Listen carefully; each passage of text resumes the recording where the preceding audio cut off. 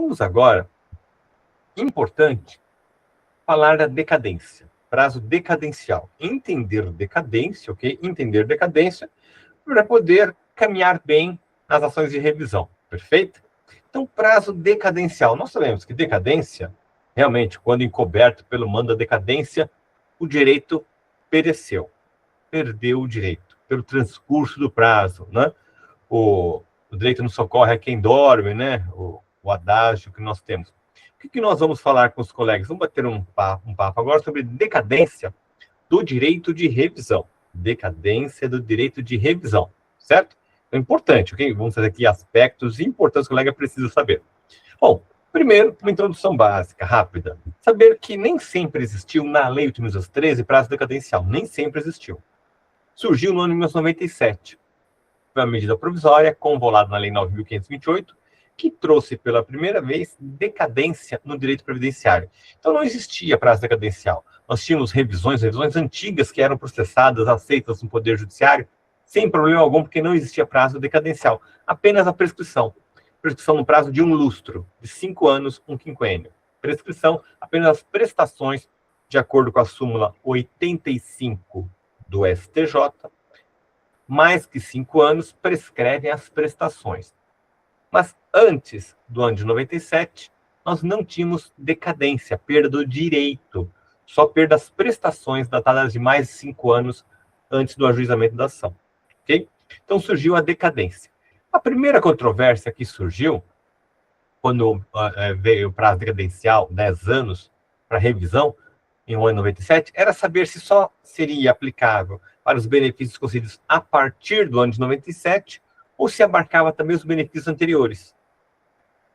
A questão chegou até o Supremo Tribunal Federal, foi o tema de repercussão 313, que determinou, olha, aplica-se sim o prazo decadencial de 10 anos para os benefícios concedidos antes, mas aplica-se para os benefícios concedidos antes a partir da lei nova, de 97. Então, de 97 até 2007, foi o prazo decadencial para a revisão de benefícios concedidos antes do ano de 1997. Então, antes do ano de 1997, tiveram prazo até 2007 para postular revisão do benefício, ok? O Supremo, na mesma oportunidade, disse algo importante, que não existe prazo decadencial para se requerer benefício, para conceder benefício. Então, que isso fique bem claro a partir desse instante, para que não haja nenhuma dúvida a partir de agora. Não existe prazo. Se algum segurado tinha direito a uma aposentadoria no ano de 1995, no ano de 1997, no ano de 2000, mas não requereu, nem sabia que tinha esse direito, não requereu, se procurar o colega hoje, em 2024, é possível exercer aquele direito, aquela aposentadoria que lhe adimplia os requisitos em 1995, ou 1997, ou no ano de 2000? Resposta sim. Não existe prazo decadencial para se requerer benefício. Ok? Requerer benefício não tem prazo decadencial. O prazo decadencial é para rever o ato administrativo do INSS. Ou seja, é pressuposto necessário, para falar de decadência, que haja um ato administrativo, que haja um requerimento administrativo. Ok? Certo? Qual é a diferença de requerer o benefício tão logo preencher os requisitos lá no ano de 2000 ou deixar tardar para requerer em 2024? O termo inicial do benefício vai ser da DER, vai ser do requerimento. Você está perdendo todo esse tempo que você já poderia ter requerido o benefício que você tem direito, né? Porque só vai passar a receber prestações a partir do requerimento. Quanto mais tardar o requerimento, está tendo um prejuízo enorme. Certo? Então, mas não perde o direito ao benefício. Ok? Na mesma toada, sem diferença alguma, foi o STJ, o tema repetitivo 544 julgado, que não atinge decadência a concessão do benefício, e os benefícios concedidos antes do ano de 97 ficam sujeitos a prazo decadencial a partir do ano de 97. E temos também, para finalizar a jurisprudência, o tema 135 da TNU, que também na mesma toada, sem diferença, que incide sim prazo decadencial os benefícios concedidos antes do ano de 97, mas a contar da lei de 97. Ok? Bem claro? Pois bem, então logo surgiu o prazo decadencial, nós tivemos uma medida provisória que reduziu o prazo de 10 anos para 5. Então o governo achou bacana o prazo decadencial e falou, vamos reduzir para 5 anos, para ficar 5 anos de prescrição e 5 anos de decadência, ok? Era um prazo de 5 anos. E esse prazo de 5 anos que foi instituído, ele vencia em 2004, vencia em 2003. E o governo editou uma medida provisória exatamente na véspera desse prazo se concluir, elevando para 10 anos. Ou seja, não ocorreu nenhum prazo decadencial de 5 anos, porque antes que se consumasse, houve alteração para a medida provisória convolada em lei para 10 anos. Então, podemos afirmar, sempre foi 10 anos, nunca houve de 5 anos, porque o prazo de 5 anos não chegou a se concretizar, ok? Um dia antes de concretizar os 5 anos, o governo restabeleceu em 10 anos, certo? Perfeito? Então, podemos afirmar, sempre foi de 10 anos. Essa redução para 5 não chegou a gerar efeitos no mundo jurídico, ok? Nós tivemos uma novidade. O governo ficou muito feliz por ter editado uma legislação trazendo prazo decadencial, e o Poder Judiciário ter aceito. Estava tudo na paz e uma felicidade enorme do poder público, porque o prazo decadencial pegou. Então, para se rever ato administrativo de concessão de benefício e de indeferimento de benefício, existia um prazo decadencial de 10 anos. Tanto o ato administrativo concedendo, quanto o ato administrativo indeferindo, para revisar esse ato administrativo, 10 anos o prazo decadencial. O governo estava feliz. Aí o que ele pretendeu? Eu vou ampliar, não só para concessão e indeferimento, mas também para casos de cessação ou cassação do benefício. Então, trouxe, por meio da medida provisória, convertida na Lei 13.846, uma ampliação.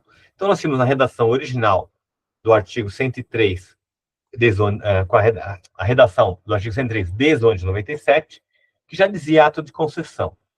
A Lei Nova, 13.846, manteve ato de concessão, mas incluiu cancelamento, cessação do benefício. Cancelamento e cessação do benefício. O indeferimento já existia, conforme a gente olha na coluna da esquerda, do dia que tomar o prazo decadencial, ciência da decisão indeferitória. Então, do indeferimento existia prazo decadencial, a contar de quando tomasse ciência, conhecimento da decisão de indeferimento do requerimento do benefício, ok? Então, nós já tínhamos concessão e indeferimento. Essas duas hipóteses ensejavam 10 anos de prazo decadencial, estava tranquilo no Poder Judiciário, nenhuma voz discordante. Aí o governo alterou, com a Lei 13.846, ampliando, além dessas duas hipóteses, também para casos de cancelamento e de cessação do benefício. Com essa nova lei, houve uma ação direta de inconstitucionalidade, e chegou até o Supremo Tribunal Federal. Então, aqui foi alterado o decreto 3.048. Aí o que acontece? Chegou no Supremo Tribunal Federal, foi a ADI 6.096. No Supremo Tribunal Federal, o ministro Fachin, relator, entendeu que seria inconstitucional estabelecer prazo decadencial para situação que não fosse de concessão de benefício. Tirando concessão de benefício, as outras hipóteses não fazem sentido, em especial indeferimento, o ato administrativo de indeferimento do benefício. Indeferir um benefício não poderia submeter o segurado a um prazo decadencial. Aqui, o ministro Fachin, importante, portanto, reitero, foi julgado inconstitucional. O julgado é inconstitucional a fixação de prazo decadencial para rever ato negativo do INSS, ato de indeferimento. Com essas razões do ministro Fachin. O ministro Fachin disse na DIN: entendo que esse Supremo Tribunal Federal admitiu a instituição de um prazo decadencial para revisão de ato concessório, porque atingiria tão somente a pretensão de rediscutir a graduação pecuniária do benefício, isto é, a forma de cálculo e o valor da prestação final, já que é concedida a pretensão que visa o recebimento do benefício, encontre-se preservado o fundo de direito, porque já foi concedido o benefício, o fundo de direito está preservado, só sua quantificação, seu valor, ficaria sujeito a prazo decadencial para rever o ato administrativo concessório.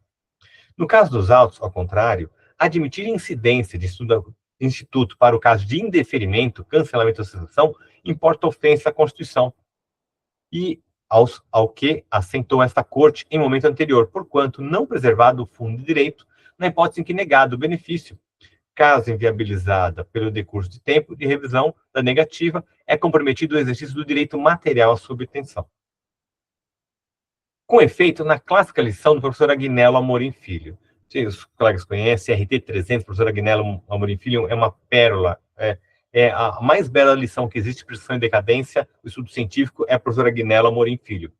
E transcreve aqui: as ações declaratórias não submetem ao Instituto da Prescrição e da Decadência, haja vista que não pretende o autor obter o bem da vida assegurado pela lei, mas tão somente a certeza jurídica da sua existência em determinada relação jurídica. Então ele cita aqui a lição do professor Agnello Amorim Filho e esclarece: entender diversamente é assentir a extinção do direito da ação da revisão do ato administrativo, cancelamento de cessação, implica instituir prazo decadencial ou prescricional para ação declaratória, que, como sublinhado pelo ilustre professor Agnello Amorim Filho, tem natureza imprescritível. E cita o professor Agnello Amorim Filho, a RT 300, de 1961, maravilhoso esse estudo, ok? Tenho que apontar que esse fundamento do ministro Fachin, que foi acolhido, meus amigos, tenho que registrar, o fundamento consta no meu livro desde 2003. Desde o ano 2003, justamente, com a alegação justamente a mesma do professor Agnello Amorim Filho, que me baseio, né, esse estudo científico, de que não faria sentido prazo decadencial. Vejam só, o meu livro, página 68, edição de 2003. Momento de comentar a regra da caducidade sobre o ato de indeferimento, o ato administrativo negativo, que, segundo prevê o artigo 103, transcorrido o prazo de 10 anos, após tomar conhecimento da decisão indeferitória definitiva no âmbito administrativo, decairá o segurado do seu direito, e não só das prestações. Essa determinação legal, enfatizamos, não se coaduna com os ensinamentos do professor Agnello Amorim Filho, RT 300. No brilhante estudo que realizou sobre prescrição e decadência, pois, conforme a doutrina do festejado autor, somente as ações constitutivas estão sujeitas à decadência, indiretamente, é claro, em razão do perecimento do direito, a que correspondem, e não as condenatórias, como pretendeu o legislador com a edição da Lei 9.528, que criaram a figura da decadência no âmbito da revisão de atos denegatórios de benefício previdenciário, dando ensejo, assim, a um erro manifesto do ponto de vista científico. Então, são esses os dizeres, né, lançados na minha obra em 2003. E os mesmos fundamentos utilizados pelo ministro Fachin, ok? Vejam só a sintonia da obra com que foi apreciado no ministro Fachin décadas depois. Então, aqui julgou inconstitucional impor prazo decadencial para reverato de indeferimento, cancelamento e cessação. Então, foi julgado inconstitucional a Lei 13.846 nesse ponto. Ok? Perfeito? Então, a primeira observação dos colegas, hein? Aqui. Quando que nós falamos prazo de decadência? Decadência somente para reverato de concessão de benefício. Só para reverato de concessão de benefício. Ato de indeferimento não está sujeito a prazo decadencial. Ok? Perfeito? E não requerer o benefício não fica também sujeito a prazo decadencial. Certo? Então, quem nunca requereu o benefício pode requerer a qualquer instante. 2. Quem requereu e foi indeferido pode rever esse ato, não tem prazo decadencial, só prescrição. E 3, o prazo decadencial existe para o benefício concedido para revisar esse ato de concessão do benefício. Bem claro? Tranquilo? Sobre decadência, eu tenho que lembrar aos colegas a regra da não surpresa. O que é a regra da não surpresa? O que é essa regra da não surpresa? Meus amigos, nós temos o novo Código de Processo Civil, Código de Processo Civil. Tá? O Código de Processo Civil, ele nos traz uma bandeira muito forte, um estandarte para a advocacia, traz muitos e muitos pontos interessantes em prol dos advogados. Mas como lei, ou ela pega ou ela não pega, não é isso? Então, muitos acabam deixando passar pontos interessantes e compete a nós, operadores de direito, fazer, né, entoar esse mantra que está no artigo 9º e no artigo 10 do CPC. Vejam só, decadência. Decadência, nos fala a lei, que é matéria de ordem pública, pode ser conhecida a qualquer tempo e grau de jurisdição, não é isso?